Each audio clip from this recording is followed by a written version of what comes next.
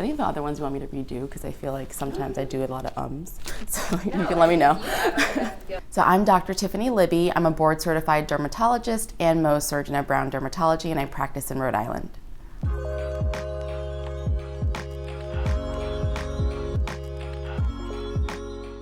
Well, Cetaphil is one of those tried and true brands, and it has a lot of science-backed clinicals behind it, so it's very easy for us as dermatologists to recommend it to patients who are often undergoing other topicals and using a lot of other topical medications, so their skin can tend to be more sensitive.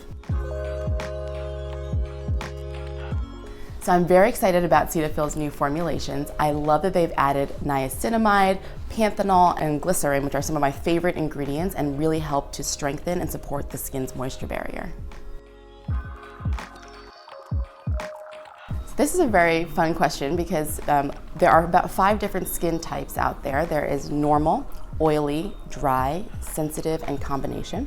And an easy way to find out what kind of skin type you have is by using a foaming cleanser first to remove more of those oils from your skin, and then waiting a few hours and observing your skin over this next few hours.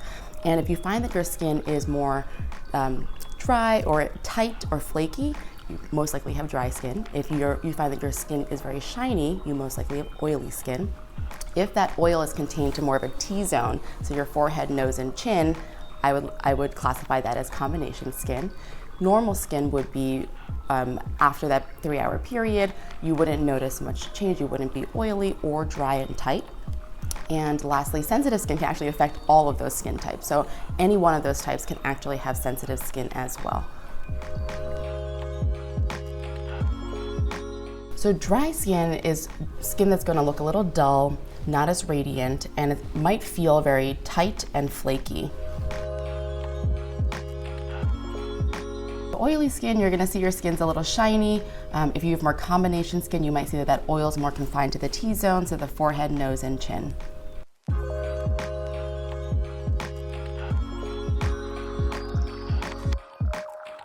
So I think when you're looking for a cleanser, obviously this is a really important step of your day. You want to be washing off the pollution, the makeup, the dirt, and the buildup off your skin, but you also really want to make sure you're not stripping your skin of excess oils. So I love looking for products that have hydrating and nourishing ingredients. Cetaphil does a great job. All of their cleansers are formulated with sensitive skin in mind, so you know that none of these cleansers will overstrip or over dry your skin. So cleansing is a really important step in our skincare routine. Those with dry skin should still be using a cleanser once or twice a day to clean their skin. They should be looking for formulas that are hydrating. So again, ones with the niacinamide, panthenol, and glycerin to help support the moisture barrier.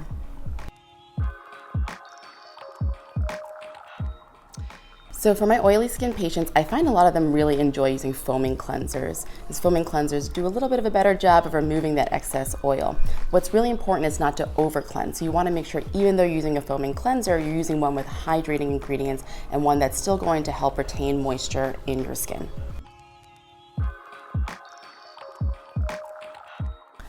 So as a skin cancer surgeon, I talk about SPF all day long to my patients and about the importance of using it to protect their skin. So the 3 most important things to look for in a sunscreen is SPF 30 or higher. You want to make sure it's broad spectrum, so it protects your skin against UVA and UVB rays.